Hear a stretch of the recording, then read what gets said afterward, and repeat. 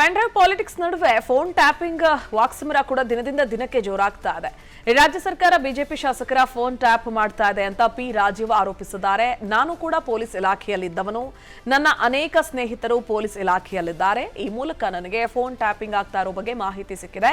BJP ಶಾಸಕರ ಜೊತೆಗೆ ಕಾಂಗ್ರೆಸ್ ಶಾಸಕರ ಫೋನ್ ಕೂಡ ಕದ್ದಾಲಿಕೆ ಮಾಡಲಾಗ್ತಾ ಇದೆ ಅಂತ ಆರೋಪಿಸಿದ್ರು.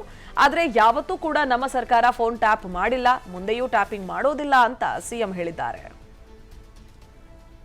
ನನ್ನ ಸ್ನೇಹಿತರು ಬಹಳಷ್ಟು ಜನ ಇಲಾಖೆಯಲ್ಲಿ ಇರೋದ್ರಿಂದ ಬಿಜೆಪಿಯ ಬಹುತೇಕ ಎಲ್ಲ ಶಾಸಕರದ್ದು ಡಿಫ್ಯಾಕ್ಟ್ ನಿಮ್ಮದು ಟ್ರ್ಯಾಪ್ ಆಗಿದೆ ಅಂತ ಹೇಳಿದರು.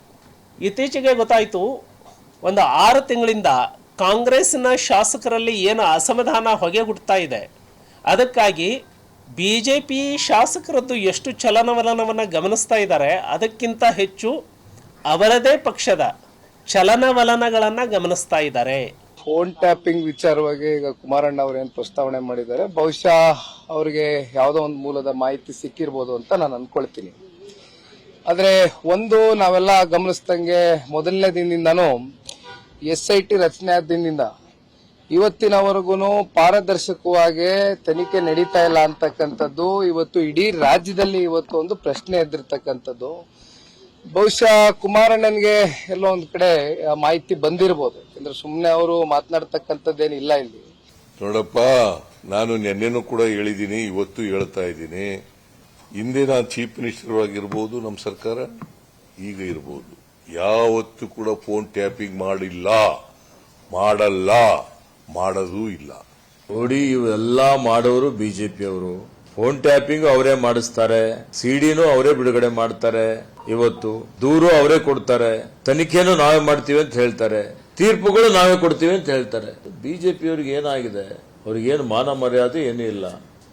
ನನ್ನ ಸ್ನೇಹಿತರು ಬಹಳಷ್ಟು ಜನ ಇಲಾಖೆಯಲ್ಲಿ ಇರೋದ್ರಿಂದ ಬಿಜೆಪಿಯ ಬಹುತೇಕ ಎಲ್ಲ ಶಾಸಕರದ್ದು ಡಿಫ್ಯಾಕ್ಟ್ ನಿಮ್ಮದು ಟ್ರ್ಯಾಪ್ ಆಗಿದೆ ಅಂತ ಹೇಳಿದರು. ಇತ್ತೀಚೆಗೆ ಗೊತ್ತಾಯಿತು, ಒಂದು 6 ತಿಂಗಳಿಂದ ಕಾಂಗ್ರೆಸ್ನ ಶಾಸಕರಲ್ಲಿ ಏನು ಅಸಮಾಧಾನ ಹೊಗೆಗುಡ್ತಾ ಇದೆ, ಅದಕ್ಕಾಗಿ ಬಿ ಜೆ ಪಿ ಶಾಸಕರದ್ದು ಎಷ್ಟು ಚಲನವಲನವನ್ನು ಗಮನಿಸ್ತಾ ಇದ್ದಾರೆ, ಅದಕ್ಕಿಂತ ಹೆಚ್ಚು ಅವರದೇ ಪಕ್ಷದ ಚಲನವಲನಗಳನ್ನು ಗಮನಿಸ್ತಾ ಇದ್ದಾರೆ. ಫೋನ್ ಟ್ಯಾಪಿಂಗ್ ವಿಚಾರವಾಗಿ ಈಗ ಕುಮಾರಣ್ಣ ಅವರು ಏನು ಪ್ರಸ್ತಾವನೆ ಮಾಡಿದ್ದಾರೆ, ಬಹುಶಃ ಅವರಿಗೆ ಯಾವುದೋ ಒಂದು ಮೂಲದ ಮಾಹಿತಿ ಸಿಕ್ಕಿರ್ಬೋದು ಅಂತ ನಾನು ಅನ್ಕೊಳ್ತೀನಿ.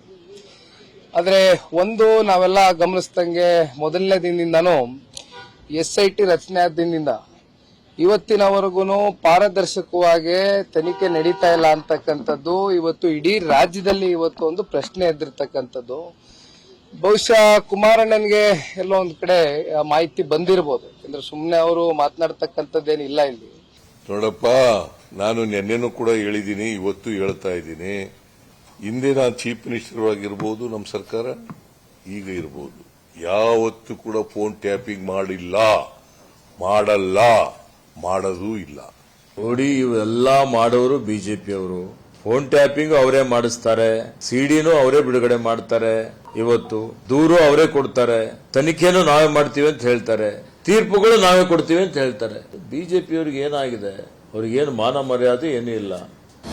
ಅನುಕ್ಷಣದ ಸುದ್ದಿಗಳಿಗಾಗಿ ವಿಸ್ತಾರ ನ್ಯೂಸ್ ಯೂಟ್ಯೂಬ್ ಚಾನೆಲ್ ಸಬ್ಸ್ಕ್ರೈಬ್ ಮಾಡಿ.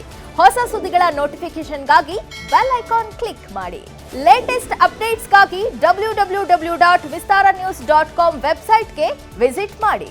ಅಂಗೈಯಲ್ಲೇ ಜಗತ್ತಿನ ಸುದ್ದಿ ತಿಳಿಯಲು ವಿಸ್ತಾರ ನ್ಯೂಸ್ ಕನ್ನಡ ಆಪ್ ಡೌನ್ಲೋಡ್ ಮಾಡಿ.